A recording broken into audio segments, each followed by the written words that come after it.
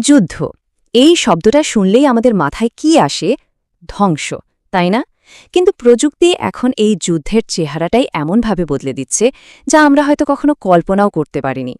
একদিকে যেমন সাধারণ সৈনিকদের ক্ষমতা চলে যাচ্ছে মানুষের সীমার বাইরে, তেমনি তৈরি হচ্ছে সব অদ্ভুত রোবট আর মেশিন। আজকের এই বিশ্লেষণে আমরা সামরিক প্রযুক্তির সেই গোপন দুনিয়াটা দেখব, যেখানে মানুষ আর যন্ত্রের মধ্যেকার পার্থক্যটা প্রায় মুছে যাচ্ছে। চলুন এই ফ্যাসিনেটিং বিষয়টা নিয়ে একটু গভীরে যাওয়া যাক। আজকের এই যাত্রায় আমরা প্রথমে দেখব ভবিষ্যতের সৈনিকরা আসলে কেমন হতে চলেছে। এরপর আমরা ডুব দেব সেই সব প্রযুক্তির জগতে যা তাদের দিচ্ছে অবিশ্বাস্য শক্তি আর সুরক্ষা। সেখান থেকে আমরা জানব রাশিয়ার তৈরি এক আশ্চর্য বিস্ফোরণরোধী বর্ম আর কিছু অদ্ভুত রোবট ও ট্যাঙ্কের কথা। আর সবশেষে এই সবকিছু মিলিয়ে যুদ্ধের নতুন রূপটা ঠিক কেমন হতে যাচ্ছে তা বোঝার চেষ্টা করব। যুদ্ধক্ষেত্রের ভবিষ্যৎ কেমন হবে তা কিন্তু অনেকটাই নির্ভর করে ভবিষ্যতের সৈনিকদের ওপর। কিন্তু এই ভবিষ্যতের সৈনিক শুধুই একজন মানুষ থাকবে, নাকি তার থেকেও বেশি কিছু? এই প্রশ্নটা কিন্তু বেশ ভাবার মতো। আমরা কি এমন এক ভবিষ্যতের দিকে এগোচ্ছি যেখানে সৈনিকরা হয়ে উঠবে প্রায় অপরাজেয়, মানে একেবারে সুপার সোলজার, নাকি তাদের আর দরকারই পড়বে না, সব কাজ করবে বুদ্ধিমান মেশিন? চলুন উত্তরটা খোঁজা শুরু করা যাক। তো চলুন প্রথমেই দেখি সেই সব প্রযুক্তি যা একজন সাধারণ সৈনিককে অসাধারণ করে তোলার ক্ষমতা রাখে। কারণ ভবিষ্যতের যুদ্ধক্ষেত্রে টিকে থাকতে হলে কিন্তু শুধু সাহস থাকলেই চলবে না, লাগবে অমানসিক শক্তি আর এমন সুরক্ষা যা ভেদ করা প্রায় অসম্ভব। এক্সোস্কেলেটন নামটা শুনলেই কেমন যেন সায়েন্স ফিকশন মুভির কথা মনে হয়, তাই না? বিশেষ করে আয়রন ম্যানের কথা। আর সত্যি বলতে ধারণাটা অনেকটা সেরকমই।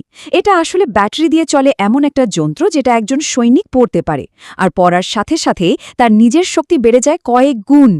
কতটা বাড়তে পারে? আচ্ছা, একটা ধারণা দিই। 100 কেজি। ভাবুন তো একবার, একজন সাধারণ মানুষ প্রায় 100 কেজি পর্যন্ত ওজন একেবারে অনায়াসে তুলে ফেলছে। যুদ্ধক্ষেত্রে ভারী যন্ত্রপাতি বা আহত কোনো সহকর্মীকে বয়ে নিয়ে যাওয়ার সময়ে এই ক্ষমতাটা যে কতটা কাজে আসতে পারে তা নিশ্চয়ই বলে বোঝাতে হবে না। এরকমই একটা ডিভাইসের নাম হলো গার্ডিয়ান এক্সস, যেটা বানিয়েছে সার্কোস নামে একটা কোম্পানি। এটা একটা ব্যাটারি চালিত এক্সোস্কেলেটন, যার মূল কাজটাই হলো ব্যবহারকারীর শক্তি কয়েক গুণ বাড়িয়ে দেওয়া। সোজা কথায় যুদ্ধক্ষেত্রে সৈনিকদের একটা বিশাল অ্যাডভান্টেজ দেওয়া। কিন্তু শুধু শক্তি দিয়ে তো হবে না, সুরক্ষাও তো লাগবে, তাই না? এই দিকে আবার এগিয়ে আছে মার্কিন সেনাবাহিনী। তারা টেলস নামে একটা বিশেষ স্যুট তৈরি করেছে, আর এটা বানানোর সময় খুব ভালোভাবে খেয়াল রাখা হয়েছে যে একজন সৈনিকের শরীরের কোন অংশগুলো সবচেয়ে বেশি ঝুঁকিপূর্ণ।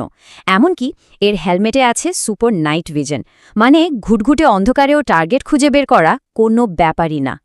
মার্কিন যুক্তরাষ্ট্রের কথা তো শুনলাম, কিন্তু সুরক্ষার এই খেলাটাকে রাশিয়া যেন অন্য এক লেভেলে নিয়ে গেছে।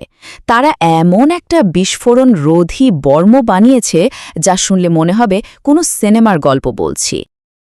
আমরা তো সিনেমায় কতই দেখি, হিরো ঠিক পেছনে বিশাল এক বিস্ফোরণ হচ্ছে আর সে দিব্যি হেঁটে চলে যাচ্ছে। কিন্তু বাস্তবে একটা বড় বিস্ফোরণের যে প্রচণ্ড তাপ আর শব্দ, সেটাই একজন মানুষের জন্য মারাত্মক। এটা সহ্য করা প্রায় অসম্ভব।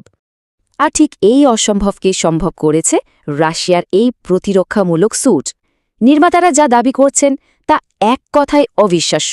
এই স্যুটটা নাকি শুধু সাধারণ গোলাবারুদি নয়, এমনকি শক্তিশালী মাইনের সরাসরি বিস্ফোরণও সামলে নিতে পারে। মানে এর তাপ আর শব্দ কোনোটাই ব্যবহারকারীর কোনো ক্ষতি করতে পারবে না। শুনতে অবিশ্বাস্য লাগছে? আচ্ছা, এর কার্যকারিতা প্রমাণ করার জন্য যে পরীক্ষাটা করা হয়েছে সেটার কথা বলি। এটা রীতিমতো গায়ে কাটা দেওয়ার মতো। একজন নারী অফিসার এই স্যুটটা পরে সোজা হেঁটে চলে গেলেন একটা অ্যাক্টিভ মাইন্ড ফিল্ডের ভেতর দিয়ে। চারদিকে মাইন ফাটছে আর তিনি তার মাঝখান দিয়ে সম্পূর্ণ অক্ষত অবস্থায় বেরিয়ে এলেন। আর শোনা যাচ্ছে খুব তাড়াতাড়ি এই স্যুট রাশিয়ার সেনাবাহিনীতে ব্যবহারও শুরু হবে। তো একদিকে যেমন মানুষকে আরও শক্তিশালী করা হচ্ছে, তেমনি অন্যদিকে যুদ্ধক্ষেত্রে আসছে একেবারে নতুন ধরনের যোদ্ধা, বুদ্ধিমান মেশিন। চলুন এবার এমনই কিছু অদ্ভুত কিন্তু ভয়ঙ্কর শক্তিশালী রোবট আর ট্যাঙ্কের কথা জেনে নেওয়া যাক। একটা সময় ছিল যখন যুদ্ধে কুকুর ব্যবহার করা হতো। ভাবুন তো, কত নিরীহ প্রাণীকে প্রাণ দিতে হতো। এই অমানবিক প্রথাটা বন্ধ করার একটা ভালো উদ্দেশ্য থেকেই কিন্তু সোভিয়েত ইউনিয়ন এই রোবোটিক কুকুরগুলো তৈরি করে। আর দেখতেও এগুলো কিন্তু প্রায় আসল কুকুরের মতোই। কিন্তু দেখতে নিরীহ হলে কি হবে? এর পিঠে লাগানো থাকে একটা RPG-18 রকেট লঞ্চার, আর এটা প্রায় 3 কিলোমিটার দূর থেকেও কন্ট্রোল করা যায়। এর প্রধান টার্গেট কি জানেন? শত্রুপক্ষের ট্যাঙ্ক। আর পারফরম্যান্স যে কোনো আসল কুকুরের চেয়ে তো বটেই, এটা অনেক দ্রুত সিদ্ধান্তও নিতে পারে। এবার আসুন আর একটা অদ্ভুত মেশিনের কথায়, নাম্বল ট্যাঙ্ক। এর গোলাকার ডিজাইনটা দেখে মনে হতে পারে এটা বুঝি গড়িয়ে গড়িয়ে চলে, কিন্তু ব্যাপারটা তা নয়। বরং এর দুপাশে চাকার মতো ট্র্যাক আর ভেতরের শক্তিশালী ইঞ্জিন একে দারুণ ব্যালেন্স দিয়ে খুব দ্রুত এগিয়ে নিয়ে যেতে পারে। এর সবচেয়ে বড় প্লাস পয়েন্ট হলো এর গতি আর অ্যাটাকিং পাওয়ার। দুটো ছোট কামান লাগানো আছে যা খুব কম সময়ের মধ্যে শত্রুর ওপর হামলা করতে পারে। কিন্তু এর একটা বড় সমস্যাও আছে। ডিজাইনটা এমন যে এটা যদি ডানে বা বামে একটু বেশি হেলে পড়ে তাহলেই আটকে যেতে পারে। আর ভেতরে বসতে পারে মাত্র একজন, যাকে একাই ট্যাঙ্ক চালাতে হয়, আবার আক্রমণও করতে হয়। কাজটা বেশ কঠিন। এ কারণেই হয়তো এই আইডিয়াটা এখনও বাস্তবে সেভাবে দেখা যায় না। তাহলে আমরা কি দেখলাম? একদিকে প্রযুক্তি মানুষকে বানাচ্ছে সুপার সোলজার, আবার অন্যদিকে তৈরি হচ্ছে একেবারে নতুন ধরনের রোবটিক যোদ্ধা। এই দুটো ধারাই কিন্তু একসাথে মিশে গিয়ে যুদ্ধের ভবিষ্যৎটা ঠিক করে দিচ্ছে। মানে যুদ্ধের চেনা নিয়মগুলো সব বদলে যাচ্ছে। তার মানে মূল ব্যাপারটা দাঁড়াচ্ছে এই রকম: প্রযুক্তি একদিকে যেমন সুপার সোলজার তৈরি করছে, ঠিক তেমনি মানুষেরা দরকারই পড়বে না এমন সব স্বয়ংক্রিয় মেশিনও চলে আসছে। ভবিষ্যতে যুদ্ধটা হবে আসলে এই উন্নত মানুষ আর বুদ্ধিমান মেশিনের একটা কম্বিনেশন। আর এই দুইয়ের সম্মিলিত শক্তি হয়তো যুদ্ধের এক নতুন, আরও জটিল অধ্যায় শুরু করবে। সব শেষে একটা প্রশ্ন মাথায় ঘুরছে, এই যে এত সব অবিশ্বাস্য প্রযুক্তি, এগুলো কি যুদ্ধকে আরও মানবিক করে তুলবে?